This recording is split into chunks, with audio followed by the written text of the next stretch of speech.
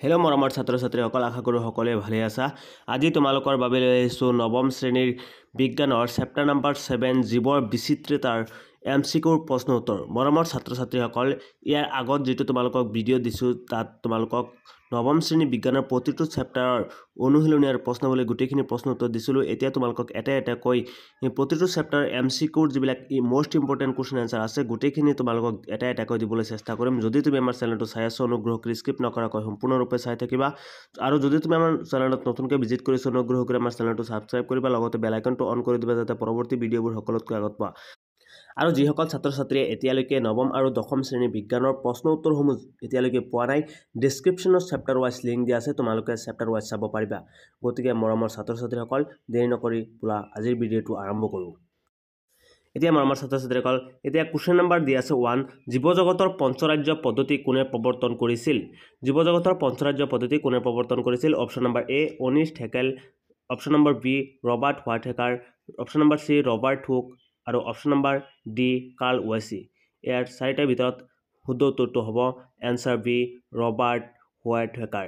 Robert হোৱাইটেকাৰে কি কৰিছিল? জীৱজগতৰ পঞ্চৰাজ্য পদ্ধতিটো প্ৰৱৰ্তন কৰিছিল। এতিয়া মৰমৰ ছাত্ৰ ছাত্ৰীসকল, কুৱেশ্যন নম্বৰ 2, জীৱসমূহৰ সিহঁতৰ সাদৃশ্য আৰু পাৰ্থক্যৰ ওপৰত ভিত্তি কৰি বিভিন্ন গোটত ভাগ কৰা পদ্ধতিটো কোৱা হয়। তাৰমানে জীৱসমূহক যি সাদৃশ্য আছে, যি পাৰ্থক্য আছে তাৰ ওপৰত ভিত্তি কৰি জীৱসমূহক বিভিন্ন গোটত ভাগ কৰা হৈছে, ইতিমধ্যে আমি গম পাওঁ। আৰু সেই পদ্ধতিক কি কোৱা হয়? বংশগতিবিদ্যা, অপশ্যন নম্বৰ বি ভ্ৰূণবিদ্যা, অপশ্যন নম্বৰ চি বৰ্গীকৰণ আৰু অপশ্যন নম্বৰ ডি আছে পৰিৱেশবিদ্যা।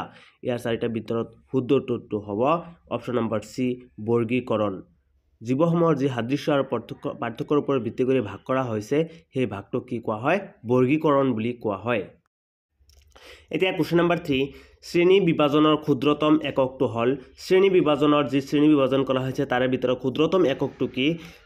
অপশ্যন নম্বৰ এ আছে জাতি, অপশ্যন নম্বৰ বি হ'ল প্ৰজাতি, অপশ্যন নম্বৰ চি হ'ল বৰ্গ আৰু অপশ্যন নম্বৰ ডি হ'ল গোত্ৰ।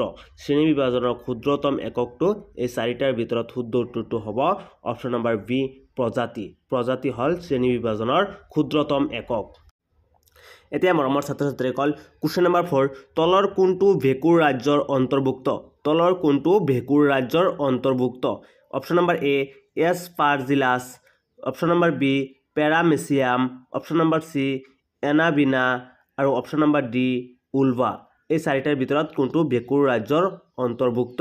শুদ্ধ উত্তৰটো হ'ব অপশ্যন নম্বৰ এ এছপাৰজিলাছ। এছপাৰজিলাছ হ'ল ভেঁকুৰ ৰাজ্যৰ অন্তৰ্গত।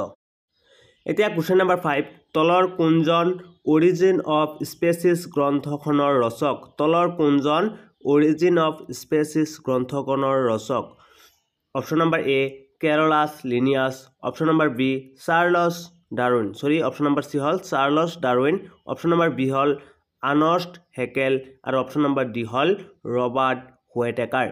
এতিয়া ইয়াৰ চাৰিটাৰ ভিতৰত হ'ল শুদ্ধ উত্তৰটো option number C Charles Darwin. Charles ডাৰউইনে কি কৰিছিল? অৰিজিন অফ স্পেচিছ গ্ৰন্থখন ৰচনা কৰিছিল, অৰ্থাৎ লিখিছিল। এতিয়া মৰমৰ ছাত্ৰ ছাত্ৰীসকল, কুৱেশ্যন নম্বৰ 6, ভেঁকুৰক মৃতজীৱী বুলি কোৱা হয় কাৰণ? অপশ্যন নম্বৰ এ ইহঁতে পত্ৰহৰিতৰ সহায়ত সালোকসংশ্লেষণ বিক্ৰিয়া কৰে, অপশ্যন নম্বৰ বি ইহঁতে চিলিয়াৰ সহায়ত চলাচল কৰে, অপশ্যন নম্বৰ চি ইহঁতে কোষবেৰখন চিটিন নামৰ শৰ্কৰাৰে গঠিত বাবে, অপশ্যন নম্বৰ ডি ইহঁতে গেলাপচা আৱৰ্জনাৰ পৰা খাদ্য আহৰণ কৰে বাবে। গতিকে ইয়াৰ ভিতৰত কোনটো হ'ব শুদ্ধ? ভেঁকুৰক মৃতজীৱী বুলি কোৱা হয়। ইতিমধ্যে আমি জানো যিবোৰ বস্তু মৃতজীৱীয়ে কি কৰে? গেলাপচা বস্তুৰ পৰা খাদ্য আহৰণ কৰে। এইটো আমি সপ্তম শ্ৰেণীতে পাই আছোঁ। গতিকে ইয়াৰ শুদ্ধ উত্তৰটো হ'ব ইহঁতে গেলাপচা বস্তুৰ পৰা জৈৱ আৱৰ্জনাৰ পৰা খাদ্য আহৰণ কৰে। এতিয়া মৰমৰ ছাত্ৰ ছাত্ৰীসকল, কুৱেশ্যন নম্বৰ 7, অমেৰুদণ্ডী প্ৰাণীক কোনটো ভাগত অন্তৰ্ভুক্ত কৰা হৈছে? অপশ্যন নম্বৰ এ বলয় প্ৰাণী, অপশ্যন নম্বৰ বি ঘূৰণীয়া কৃমি, অপশ্যন নম্বৰ চি চেপেটা কৃমি আৰু অপশ্যন নম্বৰ ডি ৰুধিৰ প্ৰাণী। ইয়াৰ ভিতৰত কোনটো ভাগত বিভক্ত কৰা হৈছে? অপশ্যন নম্বৰ চি শুদ্ধ উত্তৰটো হ'ব চেপেটা কৃমি। শুদ্ধ উত্তৰটো হ'ব অপশ্যন নম্বৰ চি চেপেটা কৃমি। চেপেটা কৃমি কি কৰে? অমেৰুদণ্ডী প্ৰাণীৰ ভাগত অন্তৰ্ভুক্ত কৰা হৈছে।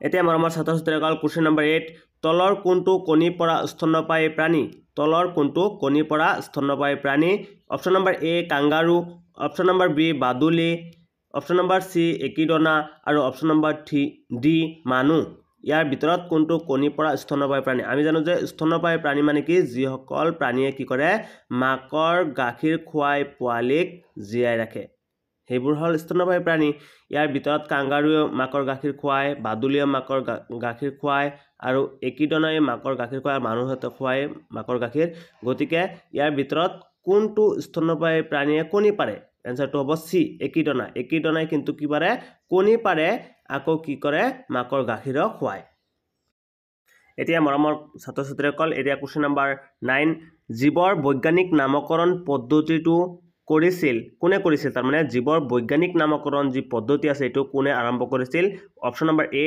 Robert হোৱাইটেকাৰ option number B Carolus Linnaeus option number C Leeuwenhoek আৰু option number D Carl Woese শুদ্ধ উত্তৰটো হ'ব অপশ্যন নম্বৰ বি কেৰোলাছ লিনিয়াছে কি কৰিছিল প্ৰথমবাৰৰ বাবে জীৱবোৰক বা প্ৰাণীবোৰক কি কৰিছিল বৈজ্ঞানিক নামকৰণ দিছিল যি নামৰ দ্বাৰা গোটেই বিশ্বৰ মানুহে এই যিকোনো এটা উদ্ভিদক বা জীৱক মানুহে কি কৰে যাতে চিনি পাব পাৰে এই বৈজ্ঞানিক নামকৰণৰ দ্বাৰা এটা উদ্ভিদ অথবা প্ৰাণীক গোটেই বিশ্বৰ মানুহে একেটা নামেৰে চিনিব পৰা সক্ষমতা পাইছে এতিয়া মৰমৰ ছাত্ৰ ছাত্ৰীসকল কুৱেশ্যন নম্বৰ 10 গৰিয়ালৰ হৃদয়পিণ্ডৰ কোঠালীৰ সংখ্যা কেইটা গৰিয়ালৰ হৃদয়পিণ্ডৰ কোঠালীৰ সংখ্যা কেইটা অপশ্যন নম্বৰ এ 2টা অপশ্যন নম্বৰ বি 3টা অপশ্যন নম্বৰ সি 4টা অপশ্যন নম্বৰ ডি 5টা শুদ্ধ উত্তৰটো হ'ব অপশ্যন নম্বৰ বি 2টা গৰিয়ালৰ হৃদয়পিণ্ডৰ কোঠালীৰ সংখ্যা কেইটা